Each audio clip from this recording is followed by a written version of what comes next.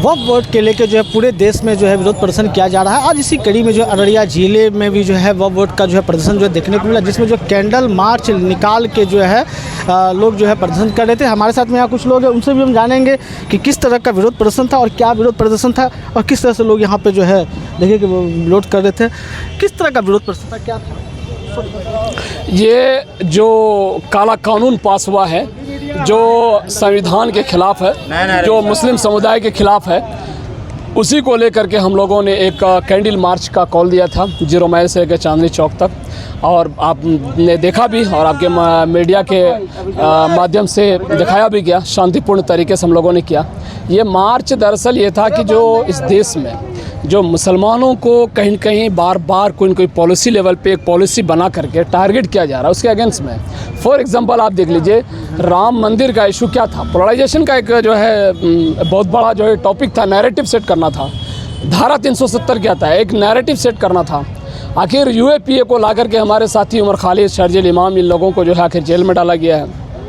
और वक्फ amendment bill जो भी लेके लाया गया है, या इससे पहले 3 तलाक वगैरह, ये क्या दर्शाना चाह रहा है? आप देखिएगा कि उसमें जो है जेडीयू और बीजेपी आरएसएस के लोग बोलेंगे कि इसमें बहुत सारे फ़ायदे हैं। हम कहते हैं बहुत सारे फ़ायदे, आओ भाई टीवी डिबेट पे तुमको हम सवाल जवाब करते हैं, देखते हैं। और सबसे मज़े की बात तो ये है, जो सेकुलर फोर्सेस हैं इस देश में, जिसको मानते हैं, चाहे वो कोई भी पार्टी हो जो बीजेपी के ख़िलाफ़ भी इस देश में इलेक्शन चुनाव लड़ती हो, उस पार्टी के लोग भी देखिए आंदोलन और सड़क पर नहीं आ रहे हैं। अब सोचिए कि यहाँ पर जितने हैं सब लोग युवा हैं, नौजवान हैं, इनके कॉल पे यहाँ पे सब लोग आए हैं। तो पार्टी को आना चाहिए, लेकिन इससे साफ साफ जाहिर है कि वो हमारे साथ कोई भी पार्टी ईमानदारी से खड़ी नहीं होती है। आपके साथ अभी जो है इस जो है विरोध प्रदर्शन का जो निकाला है, इसमें आपको कौन कौन पार्टी का सहयोग मिला?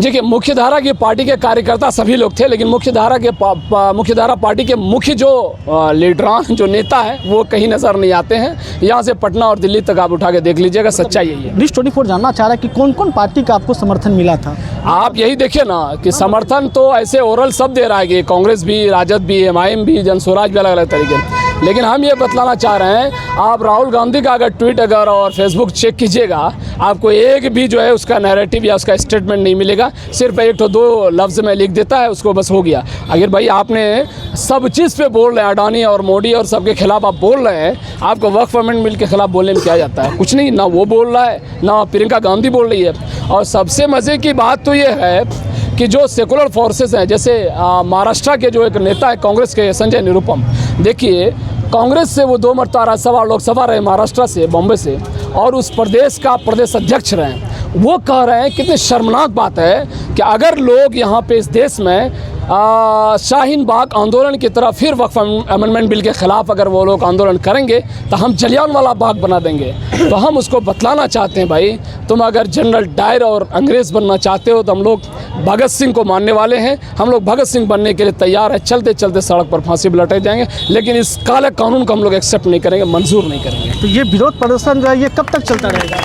ये उस वक्त तक चलता रहेगा जब तक कोई न कोई रिस्पांस नहीं आए। चूँकि हम लोग दोनों बैटल लड़ रहे हैं, एक लीगल, एक पॉलिटिकल हमारा ये है कि ठीक है, लोकसभा राज्यसभा में हार गए, लेकिन कई स्टेट्स में, तमिलनाडु में, केरला में, बंगाल में, कई स्टेट में और भी बात चल रही है। वहाँ पे इसके अगेंस्ट में कहीं न कहीं एक वोट करके जो वहाँ के जो सरकार है उन लोगों ने ये दर्शाया कि हम नहीं मानते हैं। उसी तरह हम लोग दबाव बना रहे हैं, पार्टी से इस्तीफा दे करके जेडीयू से हमने ये दबाव बनाने का प्रयास हम लोग कर रहे हैं कि आप भी विधानसभा, ठीक है आपकी मजबूरी थी, केंद्र में साथ दे दिए, लेकिन आपका विधानसभा चुनाव सामने है। आप इस बिल के खिलाफ विधानसभा में एक आप ये पारित कीजिए और बोलिए कि हम जो है ठीक है, इसको हम नहीं मानते हैं बिहार में। आप पहले जो है जदयू के छात्र भी रहे हुए हैं और उसके बाद जो है आप जो है जदयू के जो है वरिष्ठ पद पे भी आप बैठे हुए थे, फिर आपने जदयू का जो है पद को क्यों आपने त्याग दिया?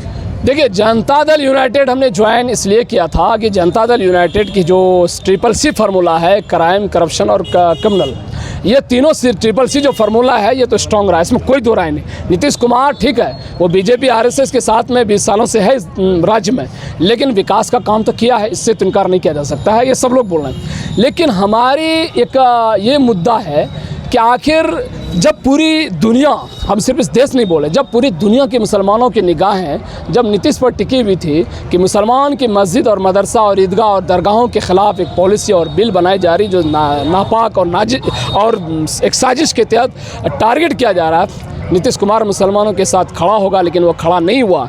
इसीलिए आप देखे होंगे बांग्लादेश और पाकिस्तान और अलग अलग मुस्लिम देशों में, इवन कि BBC उर्दू वगैरह, जो वर्ल्ड BBC उर्दू वगैरह उन लोगों ने छापा भी है, जो अरब वर्ल्ड है वहाँ पे भी इसका प्रोटेस्ट धरना हो रहा है। सेम वैसा ही होगा CNRC में। जब हम लोग शाहीन बाग आंदोलन शुरू किए थे, JNU से चंद लोग, पूरे देश में शाहीन बाग आंदोलन हुआ था, हमारे सारे साथी जेल में हैं। वही शाहीन बाग आंदोलन की तरह हम लोग इस आंदोलन को फिर खड़ा करेंगे और एक तंबू गाड़ देंगे अररिया में, और हम लोग बोलेंगे कि नीतीश कुमार आने वाला चुनाव में तुमको सकने नहीं देंगे बिहार में, चूँकि तुमने एंटी मुस्लिम जो है सारा कार्य पे सहमति और मौन सहमति जतलाया है। एक आखिरी सवाल है, क्या इस बार मुस्लिम समुदाय के लोग जो क्या नीतीश कुमार के साथ रहेंगे कि नहीं रहेंगे? अब अभी सुजन कैसे रहेगा?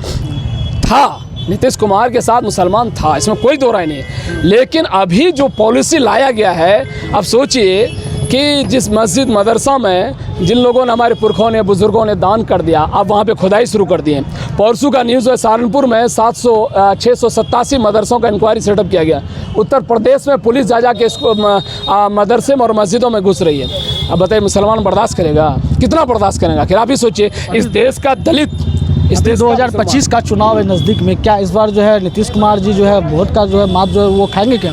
देखिए, नीतीश कुमार RSS और ब्रह्मिकल सोच के जो लोग हैं इस पार्टी में, JDU, उसका खोपचे में वो आ चुके हैं, जिसके वजह से पूरी दुनिया ये बात कह रही है ये फैसला नीतीश कुमार का नहीं हो सकता है। इसलिए हम लोग उससे सहमत नहीं है। नहीं सहमत होने की वजह से बहुत लोग, हम लोगों ने जनता दल यूनाइटेड पार्टी को छोड़ करके हम लोगों ने सड़क पर आंदोलन खड़ा करने का प्रयास किया है।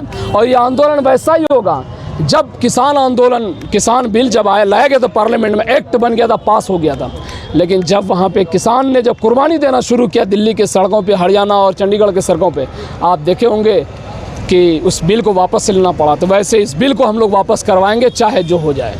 क्या नाम हुआ आपका? डॉक्टर तबरेज हसन, छात्र नेता JNU, पूर्व JDU नेता।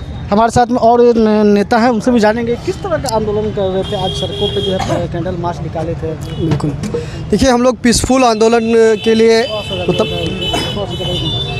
पीसफुल आंदोलन किए और काफ़ी वो प्रशासन से भी इसके विषय में वार्तालाप हुई। हमारे दोस्त डॉक्टर तबरेज हसन साहब भी प्रशासन से मिले और हम लोगों ने काफ़ी उन लोगों को, प्रशासन को ये यकीन दिलाया कि हम लोग पढ़ लिख करके समाज के लिए लड़ने के लिए आए हैं। हम लोग किसी भी तरह का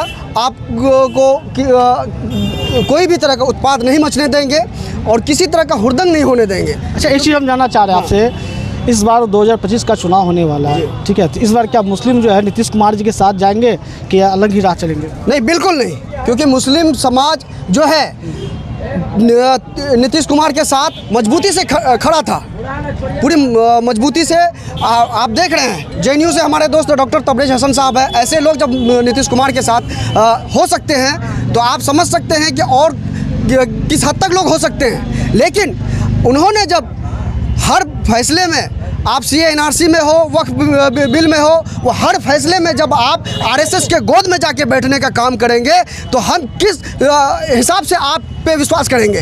तो क्या ये आंदोलन जो है चलता ही रहेगा? 100% चलता रहेगा। जैसे CNRC में चलता रहा उसी हिसाब से अब आपको हम लोग बोले अररिया में तंबू गाड़ करके आपको तब तक लड़ेंगे जब तक कि ये बिल वापस नहीं हो जाता।